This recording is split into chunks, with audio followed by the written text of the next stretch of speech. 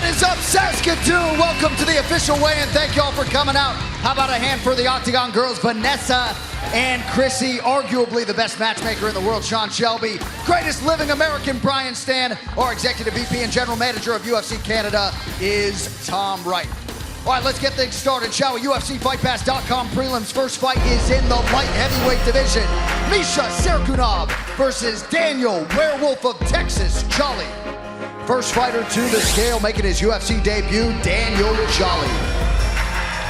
Later on, don't miss Fox Sports Live as Jay and Dan bring you all the news and highlights from a full day of MLB action and the latest from NFL preseason. Tonight, following the Rangers-Tigers game, only on Fox Sports 1.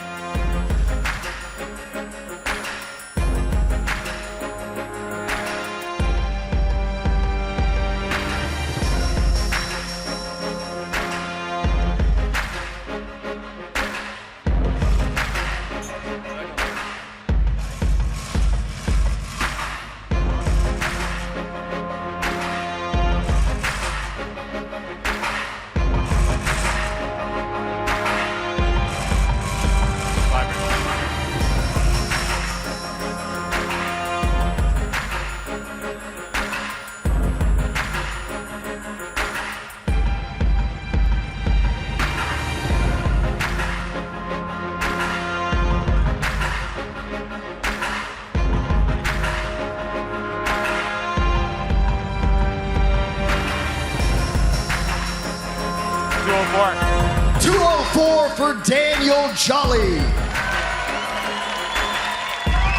And his opponent, Misha Serkunov.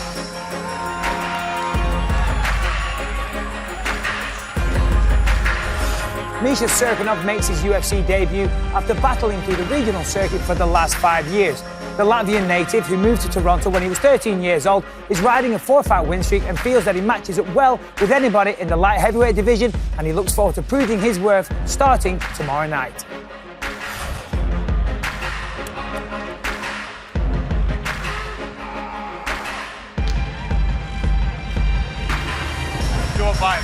$205 for Misha Serkunov.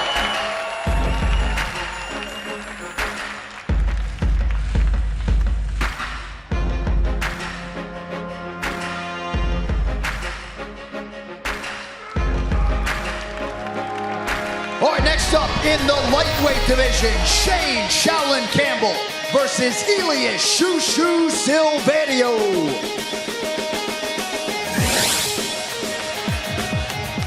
Wednesday, don't miss UFC Tonight as the best team of analysts in the sport break down all of this weekend's action and look ahead to UFC 191. UFC Tonight is Wednesday at 8 p.m. Eastern, only on Fox Sports 1 and streaming live on Fox Sports Go.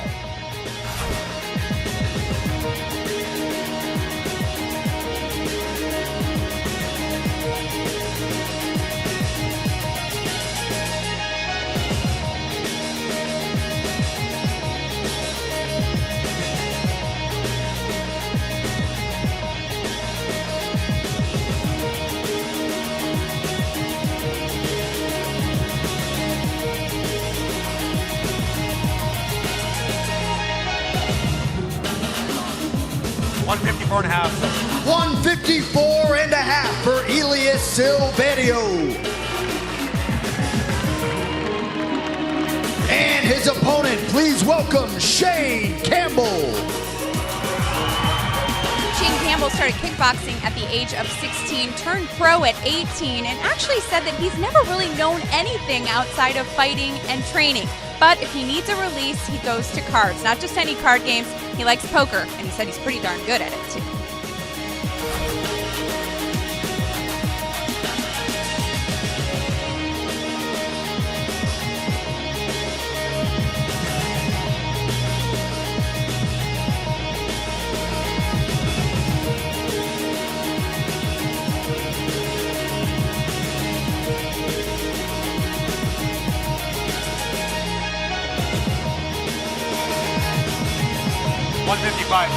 $155 for Shane Campbell.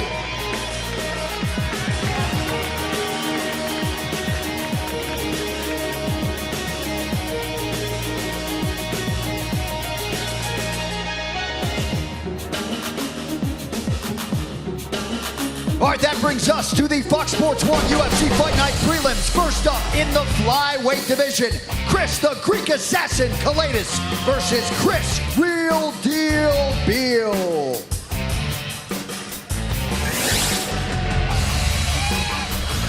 Chris Beal was a lab technician before becoming the #1 pick on Team Rousey on Tough 18. During that stint on The Ultimate Fighter is when he realized his biggest strengths were his heart and his will to win. Now representing Ventura, California, but coming out of Brooklyn, New York, here he is, New Yorkers. Keep your eyes out.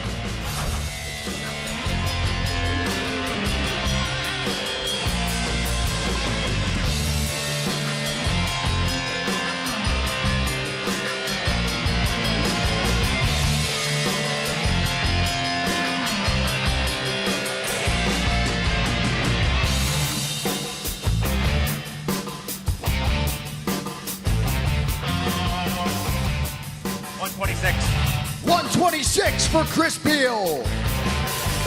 And his opponent, Chris Kalidas. Tomorrow, two of the UFC's hottest rising stars face off as Max Holloway takes on Charles Oliveira. Plus, a welterweight showdown between Neil Magny and Eric Silva. Catch UFC Fight Night tomorrow at 6:30 p.m. Eastern, only on Fox Sports 1.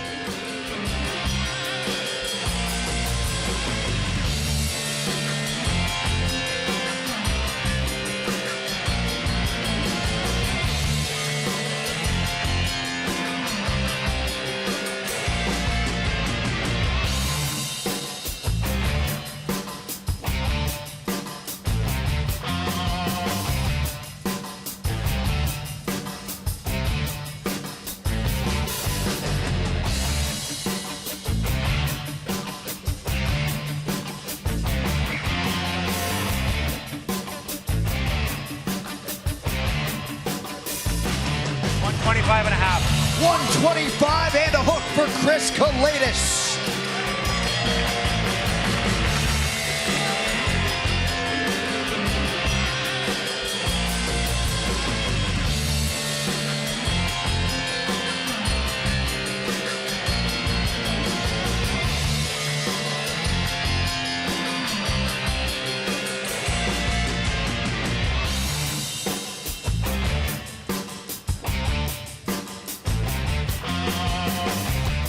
All right, our next bout is in the light heavyweight division. Marcos Rogerio Pezao de Lima versus Nikita Al Capone Krylov.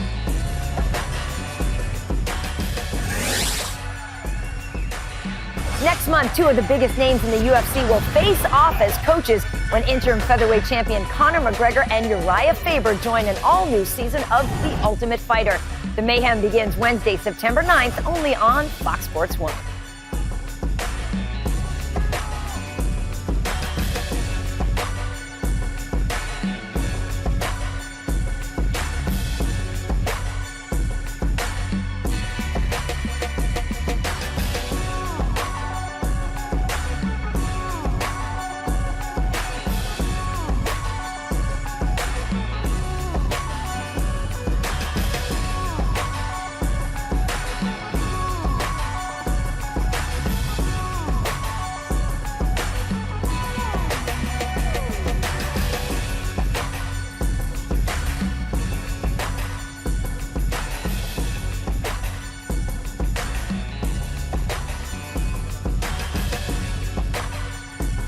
$205 and a half. 205 and a half for Nikita Krylov.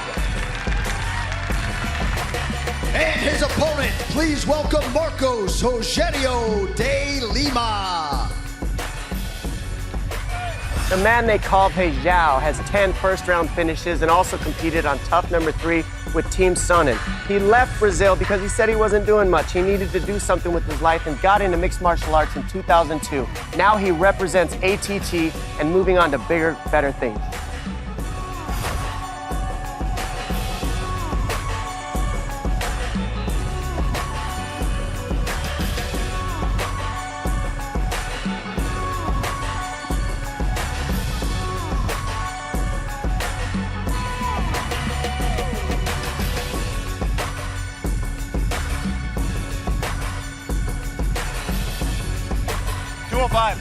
205 for Pezao.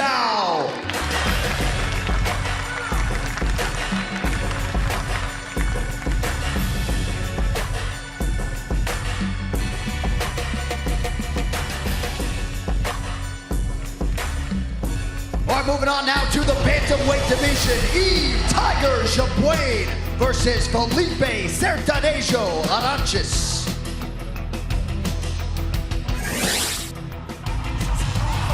MLB on Fox Sports 1 continues tonight as the Rangers look to improve their playoff chances as they take on the Tigers. Coverage begins at 7 p.m. Eastern only on Fox Sports 1 and streaming live on Fox Sports Go.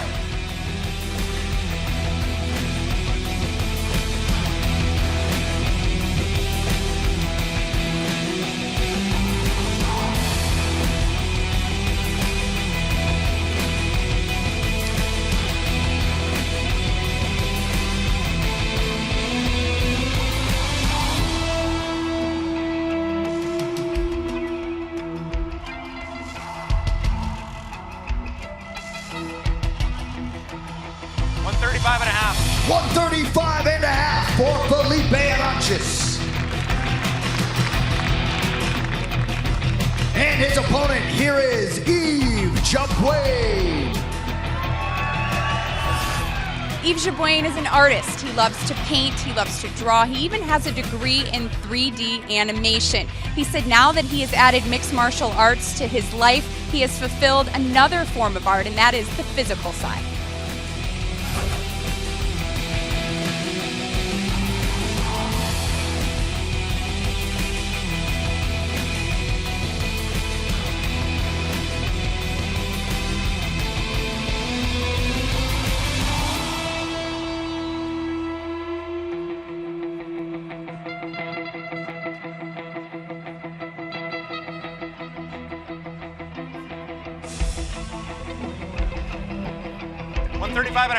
$135 and a half for Yves Jabouin.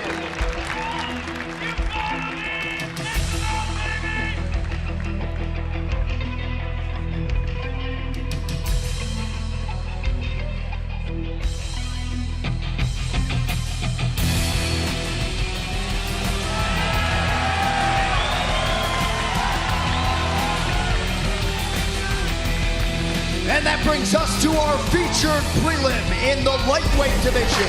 Sam Hands of Stone Stout versus Frankie Perez. Tomorrow, the NFL on Fox is back with a preseason showdown as the Rams take on the Titans. Coverage begins at 8 p.m. Eastern tomorrow only on Fox and streaming live on Fox Sports Go.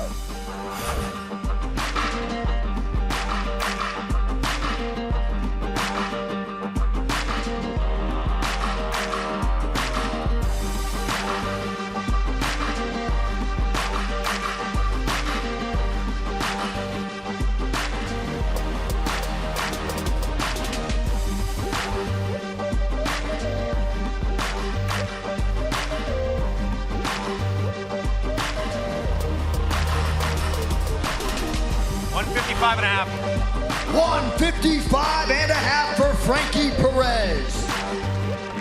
And his opponent tomorrow night makes his 20th UFC appearance, Sam Stout. Sam Stout says that in his early days, he just went out there and relied on his toughness and iron jaw to get him through the fights. Well, unfortunately, after 2 recent KO losses, he's now had to change his style and fight a little smarter, use more movement and more head movement. But make no mistake, Sam Stout is still the fighter that has won more Performance of the Night bonuses than anybody else in his division, just a little wiser.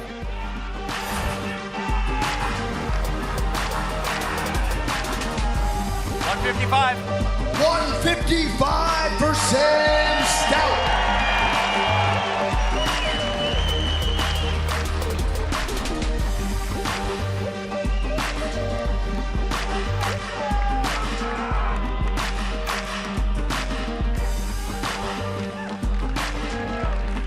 All right, now we get to the main.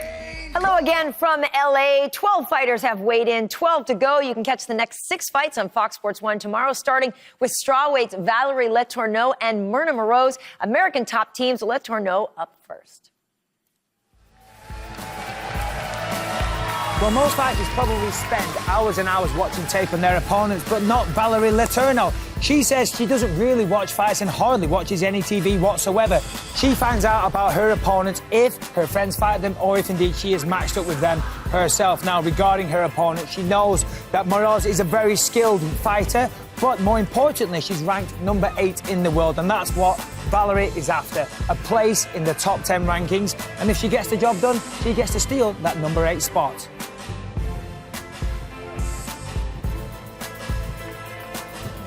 Fingers crossed. That must have been a tough cut. Yeah, looks like it.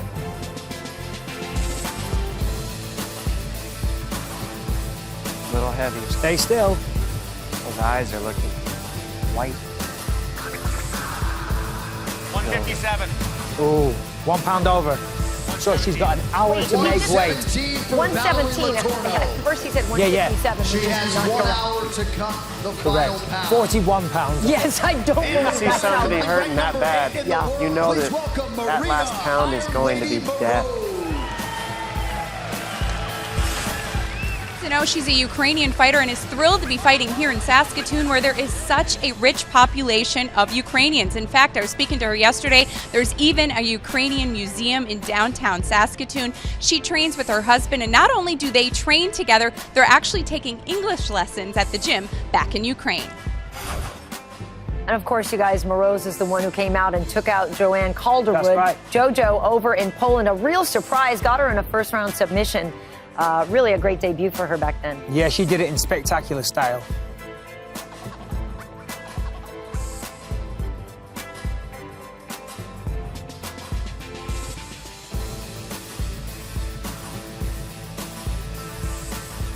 $115 for Marina Moroz. So Valerie is 1 pound over. She gets an hour to make the weight. Looks like she was already struggling, though, to be honest, so it could be difficult. There's not a huge size difference either, so maybe the cut was just hard. I mean, it's not like she has a huge size advantage, so who knows what happened. In the lightweight division, Olivier, the Quebec kid, Aubin Mercier versus Tony Sims. First fighter to the scale is Tony Sims. As a reminder, fans, don't miss Fox Sports Live as Jay and Dan bring you all the news and highlights from a full day of MLB action and the latest from NFL preseason tonight, following the Rangers-Tigers game only on Fox Sports 1. So Tony Sims here, guys, has the advantage of training with Neil Magny, getting ready for a fight at the same time. You guys always say that it's very helpful, right, to have someone along with you going through the grind. And, of course, we saw him last in June with a first-round KO of creepy Steve Montgomery, so that was quite a debut for him. Southpaw fighter.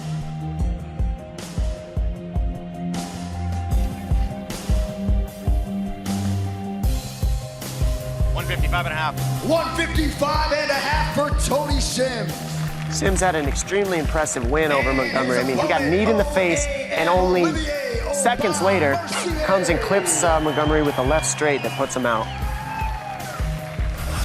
Olivier Aubin Mercier brought muffins for his last opponent at the weigh-in, and he said, well, he couldn't show up empty-handed this time. So his opponent, Tony Sims, will be the lucky recipient of peanut butter cookies in the shape of the fleur-de-lis, the emblem on the Quebec flag. He said, and lucky for Sims, well, his girlfriend, she did the baking. You know what? I would not trust eating Nor those would I. cookies. Absolutely not. Who knows what might be in them? And if you fail a test after you say, well, I ate some cookies that my opponent gave me. Absolutely, I That agree was with pretty you. smart, Michael, wasn't it? Ate him Saturday night. You know, I don't think anybody's done as many foul things to everybody else as you have, Mike, so it might just be cookies for some people, Nice. you know? And listen, Not poison cookies. interesting, Aubin Mercier also a southpaw, so we hear that it's also difficult for southpaws to get equal southpaw training partners, so it's no advantage in this fight for either guy. 155. 155 for Yeah, Olivier I Aubin absolutely Mercier. detest southpaws. So I'm happy to see southpaws face another southpaw. I'm like, yes, you deal with that awkwardness. See how you do it. How do you fight, Michael? Very well, thank you. But look at this. Cookies for everybody. No thanks. Yeah, nobody wants your cookies, pal. Those French-Canadian cookies.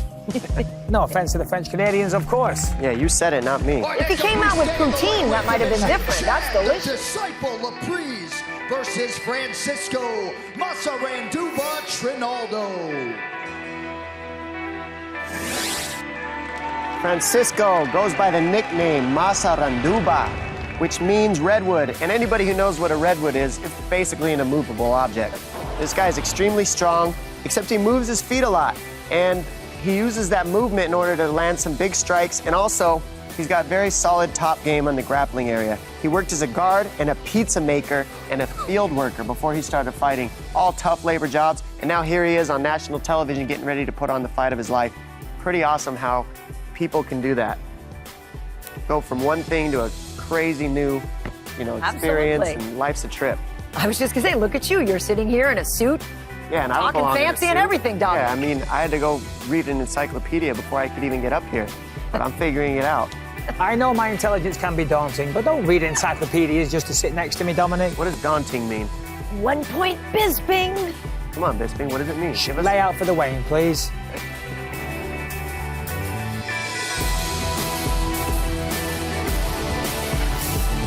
155.5. 155.5 for Masaranduba. Coming off a slightly controversial split decision win over Norman Park, Masaranduba. So I feel like tomorrow night he's probably going to want to win a little bit more decisively. Could be a daunting task. Might be. Chad LaPrise loves fighting here in his home country of Canada. That's for good reason. It's the only place he has ever fought. That's right, all of his fights have been here in Canada. He said that doesn't add pressure. In fact, it fuels him. And he also told me that he's had the pleasure of being able to debut the UFC in cities like Quebec City, Halifax, and now he gets to do that very thing here in Saskatoon. Of course, Chad LaPrise, the disciple, wants to open a fighting church when he's done with competing in the UFC. Prayers to the Almighty One there. So they hand out left hooks for tithe, I guess? I don't know. 155.5. 155.5 for the disciple.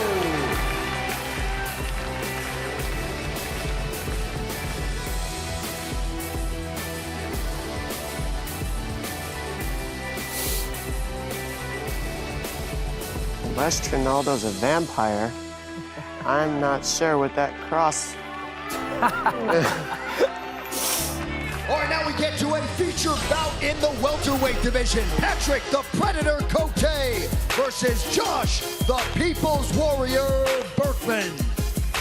Berkman is well known from being on only the second season of The Ultimate Fighter, so needless to say, the experience factor is there for Berkman. 15 first-round finishes. This guy just likes to plant his feet, walk forward with his hands glued to his chin, and throw everything he has in every single punch. Not to mention, he's got very good timing. That's what people miss about Berkman. He's got good timing to land those big, heavy shots. He spends all his time training in Utah under the tutelage of Pit Elevated and Absolute MMA. And he's been spending more time in a gi, so maybe that'll help his jiu-jitsu. Who knows?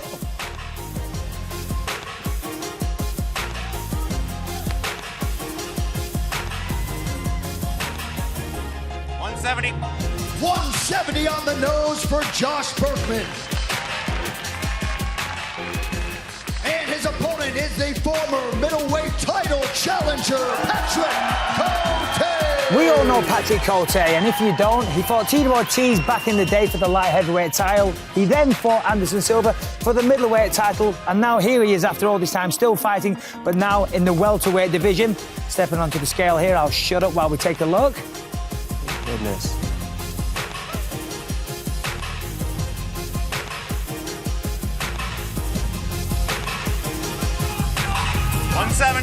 $170 for Patrick Of course, like all Cote. fighters, he wants to be the champion one day, but one record that he has got his sights on is fighting in the octagon more than any other Canadian. Yeah. This will be his 18th time in the UFC, and 3 behind the current Canadian record holder, George St. Pierre, who's 21 appearances, so only 3 behind. And he had recently signed a 4-fight deal not long ago, so there's time to make that happen. Cote looking like he's got kind of a size advantage. We'll see how big he looks on Fight That Night. brings us to the co-main event, also in the welterweight division. Neil Magny versus Eric Silva. first fighter to the scale, Eric Silva. No, Eric Silva is very well known. Now, a lot of times it's been, can he be a champion? Does he have the experience? This guy's got over a decade in mixed martial arts. He's been fighting since 2005. He absolutely knows what it takes to be a champion. He knows what it takes to win. He has 11 first-round finishes. But the question isn't the first round for Eric Silva. It's what comes after that first round. Can you keep together and fight just as strong in the first as you can in the third? All I know is this guy, he knows how to bring it. He's one of those guys who I feel has been frustrating to some fans because he shows so much promise and he would win, lose, win, lose, win, lose. He's been more consistent lately, which is a good thing for him. Always on weight, though. That's a good start. Now, yes. Let's see. Don't jinx it, Dominic.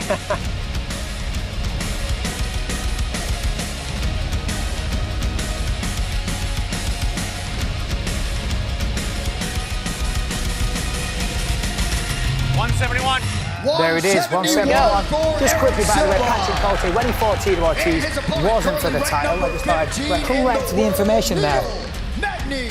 All right, well, there's a saying in combat sports that you're only as good as your last fight, so maybe that's why Neil Magny has got straight back in the octagon after just 3 weeks to eradicate his recent loss and get back to winning ways. Or maybe it's just because he loves to compete.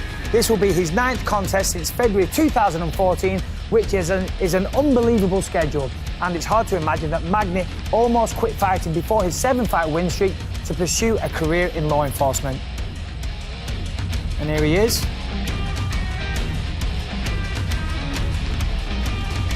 Never an issue with Neil Magny when it comes to weight. He fights so frequently. He's a real It would be impossible to put weight on, I would think. Magny's a real professional, always on weight, always in great shape, very consistent with that stuff, and that's one of the hardest things. Sure. Constantly be consistent with weight, cardio, discipline. Well, he's an Army veteran as well, and I feel like that helps him in the mental game. He's a very disciplined individual. You can tell that. 170 and a half for To be able to come Neil back after Magny. 3 weeks, that means he had no cheat days after his fight. You better He said he believe that. took a couple, about a week off to recover, but he really didn't take much damage against Damian. Sure. And so he said he's ready to peak again. All right, now it is time to take a closer look at 2 of the best featherweights in the world. They share the marquee for tomorrow night's main event here in Saskatoon. Take a look.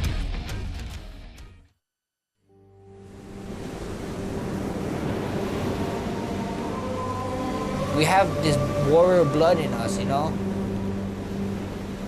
To explain a Hawaiian fighter, just tough, durable, and just willing to take it to the end. Quando eu entrei no UFC, todo mundo cogitou como eu era uma promessa, aí começaram a me chamar de John Jones. Eu não quero ser um John Jones, eu quero ser o melhor do que o John Jones. Tudo tem seu momento, tudo tem seu tempo. Acho que agora é meu momento, que eu tô vivendo, e agora vai dar tudo certo. When it's fight time and when it's go time, that Hawaiian warrior spirit, it awakens. Max Holloway versus Charles Oliveira is a fight between 2 very skillful and up-and-coming 145-pounders. Charles Oliveira, he has a wide variety of skills and is one of the most dangerous guys to take down. He's so dangerous off of his back that fighters can't rest when they take him down. Max Holloway, he is a legit threat to anyone at 145 pounds. He's an underdog stepping in there against one of the top featherweights in the world in Cub Swanson, and it finished him by submission. The kid keeps getting better. He's young and hungry and disciplined and focused, and no one will be looking past Max Holloway from here on out. The sacrifice is real, man, and I just can't see who wants it more than me right now. Ele vai lutar com um adversário como ele nunca lutou na vida dele. Não posso te dizer quando que vai acontecer, mas que eu vou ser campeão, eu vou ser campeão. Eu acho que só Deus pode estar me parando. I believe I can finish Charles Oliveira. I believe I can finish everyone. I think I'm the best striker in the world. I'm gonna show him who I am. He's gonna find out the hard way. First fighter to the scale. His first UFC main event. Number 7, Charles "Du Bronx" Oliveira. They call this man the Bronx. His nickname comes when he would walk in the gym and everybody would say, uh-oh, here comes the kid from the ghetto. And there he is. Now he's up here getting ready to fight. Ghetto or not, that translates very well to fighting, that's for sure. He's born out of Sao Paulo, Brazil, and trains out of Houston, Texas. Now let's see if he gets that weight on point.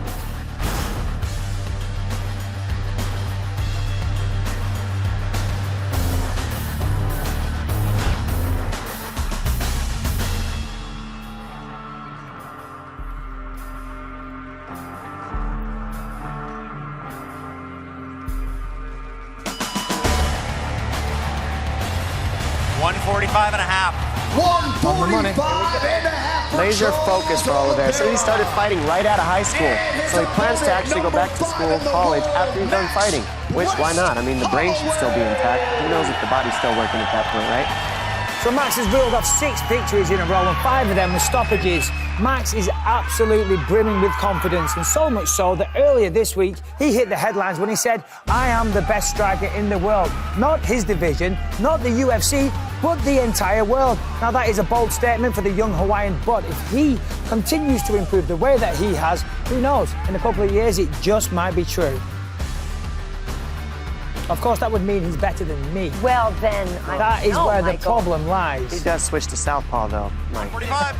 Which is a weakness. Fair to say he's the best thing to come out of Hawaii since BJ Penn?